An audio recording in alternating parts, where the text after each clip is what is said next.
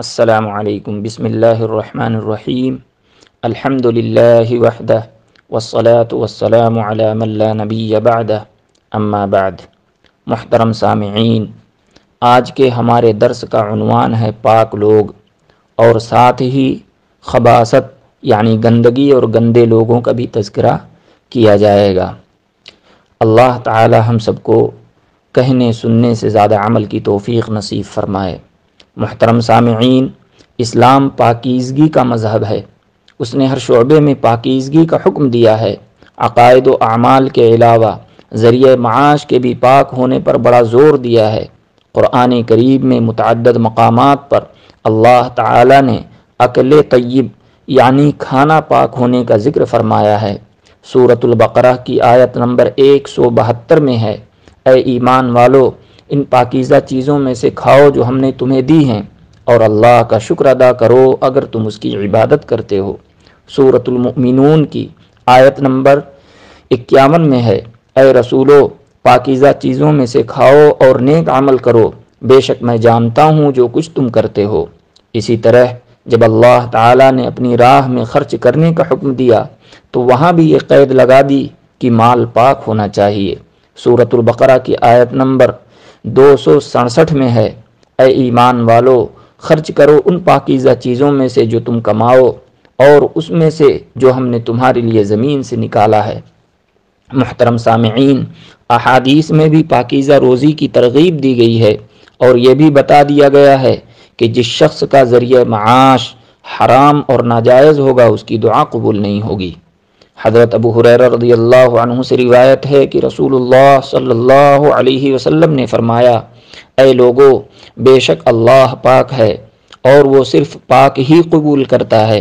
اللہ نے سارے ایمان والوں کو بھی وہی حکم دیا ہے جو اس نے اپنے انبیاء کو دیا ہے۔ ارشاد ربانی ہے، اے رسولو، کھاؤ پاکیزہ چیزوں میں سے اور نیک اعمال کرو، بے شک میں جانتا ہوں جو کچھ تم کرتے ہو۔ اور یہ بھی فرمایا ہے کہ اے ایمان والو، ان پاکیزہ چیزوں میں سے کھاؤ جو ہم نے تمہیں دی ہیں۔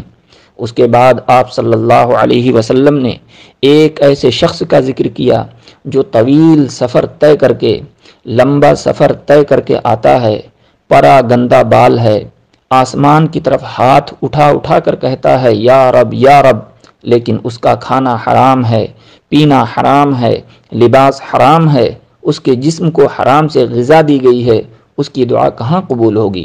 امام ابن قیم رحمہ اللہ فرماتے ہیں کہ اللہ تعالی مخلوقات میں سے اپنے لیے صرف پاکیزہ ہی کو پسند فرماتا ہے، کیونکہ اللہ تعالی خود پاک ہے، اس لیے وہ صرف پاک ہی سے محبت کرتا ہے۔ چاہے کوئی عمل ہو یا کلام یا صدقہ، وہ صرف پاک ہی کو قبول کرتا ہے۔ یہی انسانوں کا حال ہے کہ جو پاک اور سعادت مند ہوتا ہے وہ صرف پاک چیز پر ہی راضی ہوتا ہے، اسی سے اس کو سکون اور اطمینان حاصل ہوتا ہے۔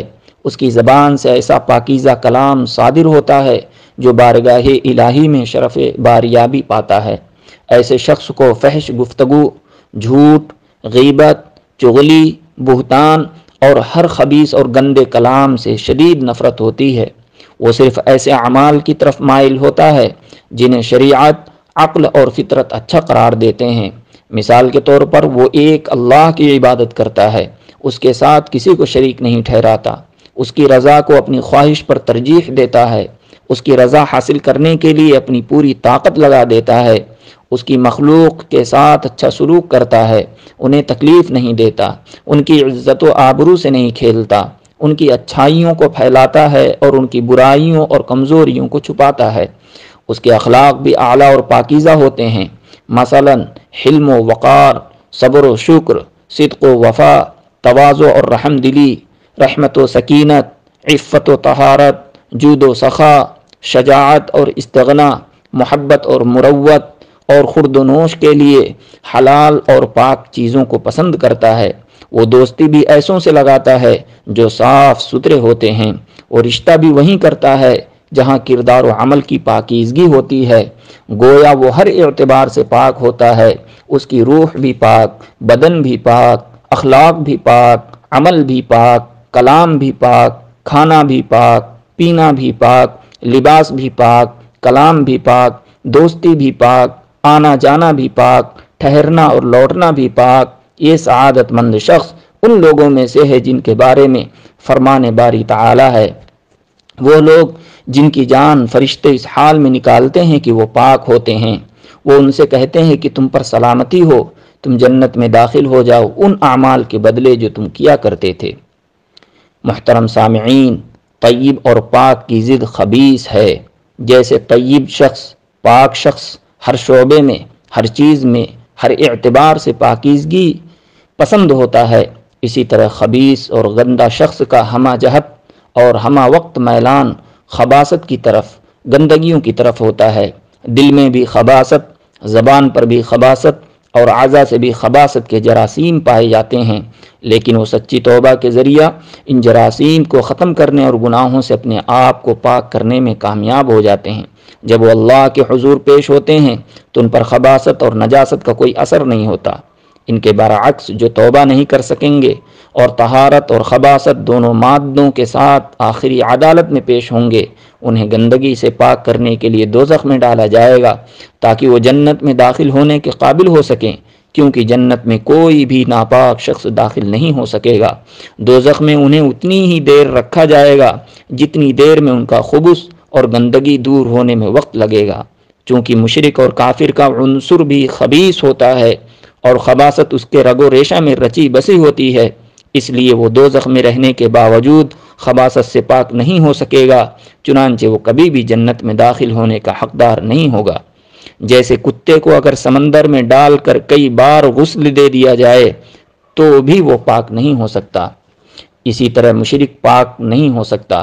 البتہ وہ دنیا میں کفر و شرک سے توبہ کر لیتا تو اس کا پاک ہونا ممکن تھا۔ دین سے دوری کی وجہ سے ہمارے ہاں پاک، ناپاک اور حلال و حرام کا امتیاز اٹھتا جا رہا ہے۔ دولت کی ہوس نے بہت سوں کو اندھا کر دیا ہے، وہ صرف دولت کے طلبگار ہیں، چاہے وہ کسی بھی راستے سے اور کسی بھی طریقے سے آئے۔ ایسے لوگوں کی کمی نہیں جن کا تقویٰ صرف پانی تک محدود ہو کر رہ گیا ہے۔ اگر پانی میں چڑیا گر کر مر جائے تو انہیں اس کی پاکی ناپاکی تو انہیں اس کی ناپاکی اور پاکی کی فکر ہوتی ہے، لیکن رزق میں ہاتھی جتنا حرام بھی شامل ہو جائے تو انہیں کوئی پریشانی لاحق نہیں ہوتی۔ اگر یہ بات ملحوظ رہے کہ خبیث اور ناپاک مال سے کیا گیا نہ تو حج اور عمرہ قبول ہوتا ہے، نہ صدقہ خیرات پر کوئی اجر و ثواب ملتا ہے، نہ مساجد اور مدارس میں چندہ دینے سے وہ پاک ہو سکتا ہے، بلکہ اس کے برعکس اس کے نتائج بہت خطرناک ہوتے ہیں۔ دعائیں قبول نہیں ہوتی، اولاد نافرمان ہو جاتی ہے، گھریلو زندگی تلخیوں سے بھر جاتی ہے، سکون اور اطمینان عنقا ہو جاتا ہے۔ اس بات کے ملحوظ رکھنے سے ناپاک مال سے بچنا آسان ہو جاتا ہے۔ خبث اور خباثت ہر قسم کی ردی اور ناپسندیدہ چیز کو کہا جاتا ہے۔ خبیث کا لفظ طیب کے ضد کے طور پر استعمال ہوتا ہے۔ کفر اور حرام پر بھی خبیث کا اطلاق ہوتا ہے۔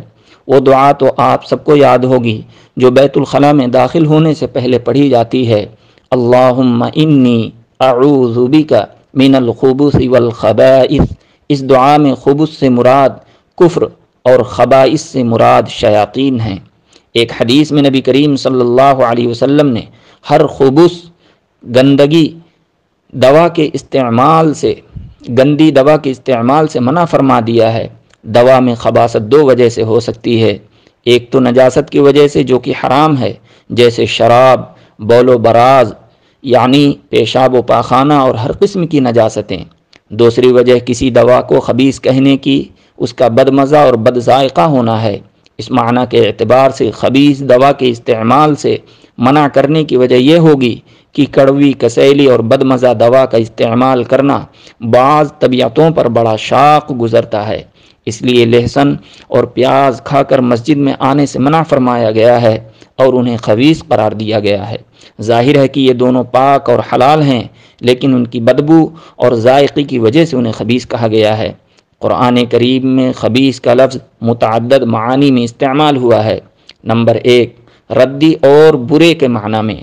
سورہ نساء آیت نمبر 2 میں یتیموں کے ورثہ سے خطاب کرتے ہوئے فرمایا گیا ہے کہ یتیموں کے عمدہ اور پاک مال کو اپنے ردی اور برے مال سے نہ بدلو۔ نمبر 2، حرام کے معنی میں استعمال ہوا ہے۔ سورہ مائدہ آیت نمبر 100 میں ہے، حرام اور حلال برابر نہیں ہو سکتے اگرچہ تمہیں حرام کی کثرت اچھی لگے۔ نمبر 3، کافر کے معنی میں استعمال ہوا ہے، سورہ آل عمران 189 نمبر آیت میں ہے، لوگو جب تک اللہ ناپاک کافر کو پاک مومن سے الگ نہ کر دے گا، مومنوں کو اس حال میں جس میں تم ہو ہرگز نہیں رہنے دے گا۔ کلمہ کفر کے معنی میں استعمال ہوا ہے نمبر 4، سورہ ابراہیم آیت نمبر 26 میں ہے، ناپاک بات یعنی کلمہ کفر کی مثال ناپاک درخت کی سی ہے کہ اس کی نہ جڑ مضبوط ہے نہ شاخیں بلند ہے۔ نمبر 5، بد اصل کے معنی میں استعمال ہوا ہے، سورہ اعراف آیت نمبر 58 میں ہے، جو زمین پاکیزہ ہے اس میں سے سبزہ بھی پروردگار کے حکم سے نفیس ہی نکلتا ہے، اور جو خراب بد اصل ہے اس میں سے جو کچھ نکلتا ہے ناقص ہوتا ہے۔ نمبر 6، نقصان دہ کے معنی میں استعمال ہوا ہے، سورہ اعراف آیت نمبر 157 میں ہے، اللہ تعالیٰ کے نبی ان کے لیے پاک چیزوں کو حلال کرتے ہیں اور ناپاک یعنی نقصان دہ چیزوں کو ان پر حرام کرتے ہیں۔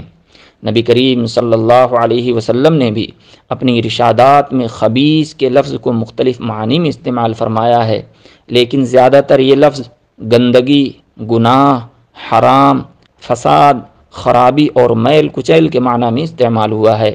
مثال کے طور پر صحیح بخاری کے ایک حدیث میں ہے کہ آپ صلی اللہ علیہ وسلم سے سوال کیا گیا، کیا صلحاء نیک لوگوں کی موجودگی کے باوجود ہم اللہ تعالیٰ کے عذاب سے ہلاک ہو جائیں گے؟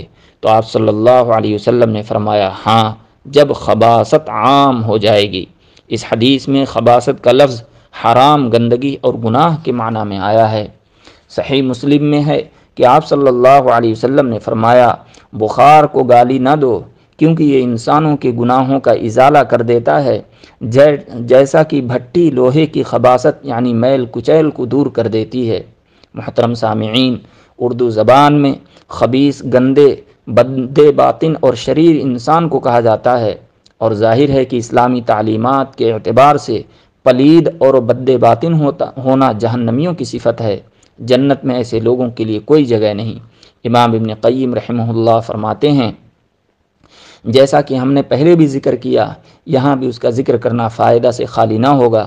فرماتے ہیں کہ اللہ تعالیٰ نے اس شخص پر جنت کو حرام کر دیا ہے جس کے دل میں نجاست اور خباثت پائی جاتی ہے۔ کوئی خبیث شخص جنت میں داخل نہیں ہو سکتا۔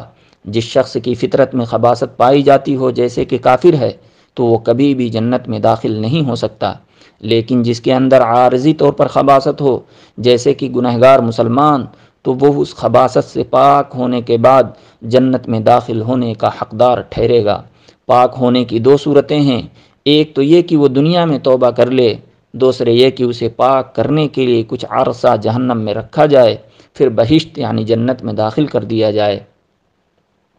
آخر میں ایک اہم امر کی طرف متوجہ کرنا چاہتا ہوں، وہ یہ کہ بعض حضرات خصوصاً والدین اور اساتذہ چھوٹی چھوٹی باتوں پر اپنے بچوں کو خبیث کہہ دیتے ہیں۔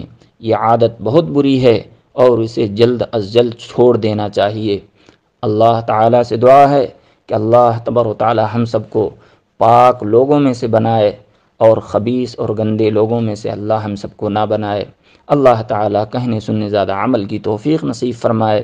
وآخر دعوانا ان الحمد للہ رب العالمین۔